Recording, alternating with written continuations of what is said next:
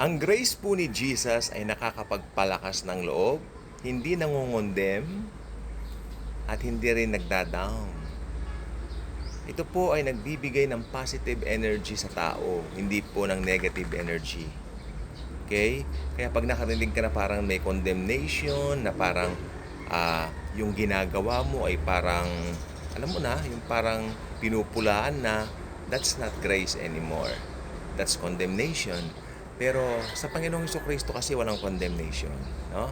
Lahat po tayo naiintindihan niya, lahat ng Kristiyano ng mga gawain ng mananampalataya na uunawaan ng Lord.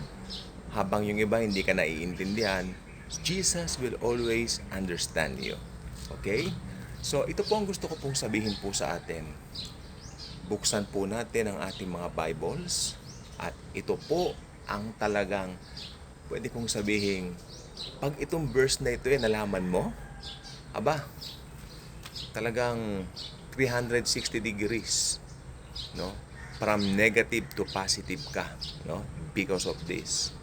Ito po ay talagang, ito, Tagalog pong gagamitin natin ngayon para mas maging striking ito sa atin. Kailangan po kasi natin magpalakas ng loob dahil alam ninyo, sa buhay natin, hindi naman po laging, we're not always lying on a silver bed, no? Hindi naman tayo laging nasa bed of roses. Minsan ang buhay, by being true, yung mga hindi mo nauunawaan, it happened. Minsan yung mabait sa'yo ngayon, aba, maya-maya iba na ang sinasabi. Tulad ng mga, maski, wag kayo maski ibang mga ngaral, iba na ang sinasabi. Minsan may pinangaral na ganun, mamaya iba na ang sinasabi. Kaya it's not the same anymore, no? Pero dito sa word na ito ng Panginoon, Jesus is always yes. Okay? That's why sabi ko nga po, we really need to understand ano bang sinasabi ng Bible dito sa Tagalog mga taga-Korinto, ang ikalawang sulat ni Pablo sa mga taga-Korinto, Tagalog ano siya, Kabanata 1, chapter 1 yun, di ba? At ang talata natin ay 20. Ito, pakita ko. Yan, para may background. Ayan. Okay? O yan. Ayun po. Sapagkat kay Kristo, ang lahat ng pangako ng Diyos ay palaging oo. Stop muna tayo doon. Ano ulit? Galing po ba sa akin yun? Hindi. Hindi po yung galing sa akin. Saan galing yun? Sa Bible. Ito. Sapagkat kay Kristo, ang lahat ng pangako ng Diyos ay palaging oo. Dahil dito, nakakasagot tayo ng amen sa pamamagitan niya para sa ikaluluwalhati ng Diyos. May hinihintay ka bang big deal? May hinihintay ka bang negosyo? May hinihintay ka bang something na parang nagluluwat o natatagalan? I have a good news for you. Kay Jesus, laging oo. Maybe meron siyang sinasabing, wait for a while because that's not my will for you. Pero alam po ba ninyo, grabe ang perfect will ng Lord. Kaya kay Christ lagi pong oo. Hindi po yung never, tatanggihan kita. No, that's not the Lord Jesus. Hindi po ganun ang Lord Jesus. Ang tatanggihan lang po niya yung mga nag-reject din sa kanya. No? Kaya ang pangangaral ng Ebanghelyo ngayon, sabi ko nga po, is super duper kay halaga. Napakahalaga na dapat i-preach natin ang gospel of grace ngayon. Sapagkat tignan nyo, sa kanya pala laging oo kay Christ. It's always yes. In Jesus, it's always yes. Kaya tayo po mga mananampalataya, nakatitiyak tayo na paano ko ba sasabihin to? Alam niyo, minsan, hindi ako makakuha ng right words kasi talagang overflowing sa akin. Ganito yun. Okay, ganito. Maski may problema ka, kahit gaano kalaki ang problema mo, rest assured ka, masosolve ang problema mo.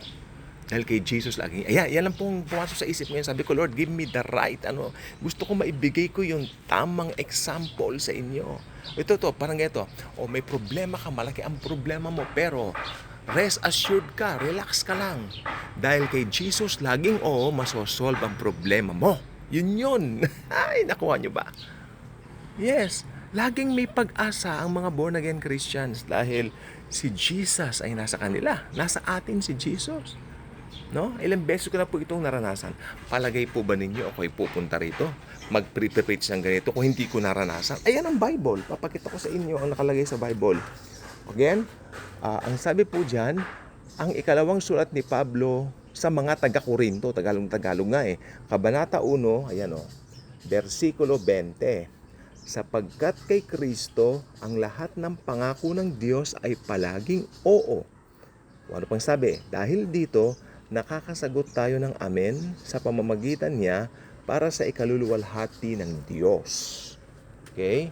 Lagi tayong may pag-asa, laging may hope. Laging yes dahil kay Jesus Christ. Yes, yo. Di ba? Hindi po siya yung, oy, ganun. No? Lagi pong yes yan. No? Nakatitiyak po tayo dyan. Kaya tayo po mga mananampalataya talaga, win-win solution po talaga tayo.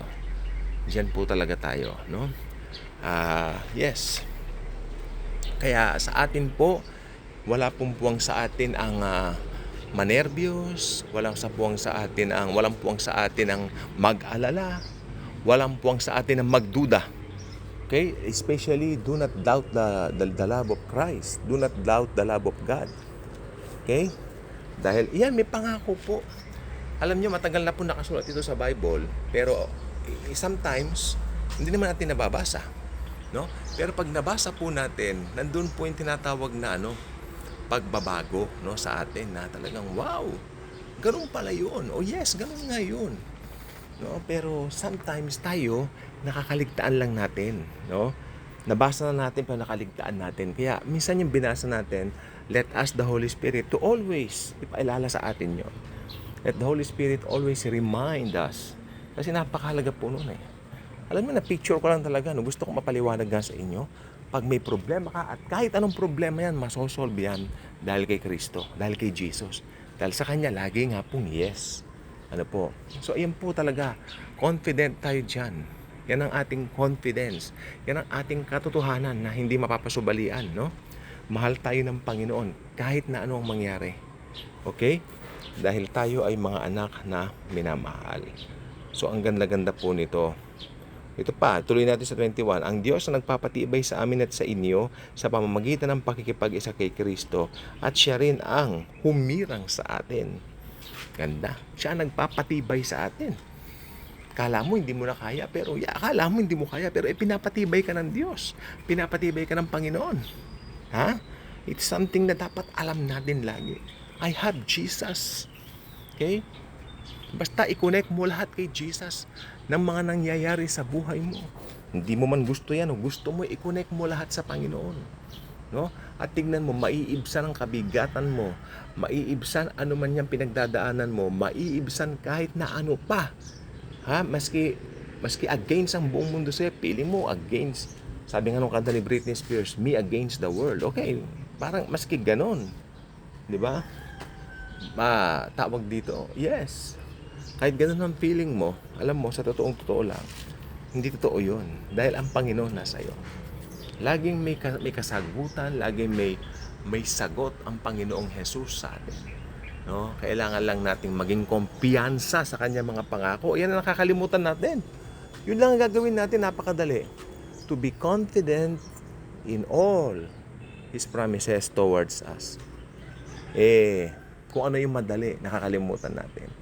Itong panahon po natin ngayon, panahon ng social media, panahon ng AI, ang dami na pong distraction. Pero wag tayong papadistract. Ito, magbasa-basa po tayo ng Bible, no? Magbasa-basa po tayo. Because of this, lalakas po tayo. Tulad na sinasabi ng Bible dito ngayon na siya nagbibigay ng lakas sa atin.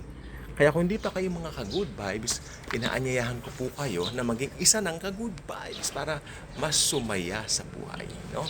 Dahil dito po sa Daily Good Vibes, walang ibang bida kundi ang Panginoong Kristo at ang tinapos niyang gawa sa krus ng Kalbaryo. Jesus is so good and He loves us very, very much. Okay? So mga ka-good vibes, maraming pong salamat. And as always, Jesus truly loves us all. Thank you. Post ako.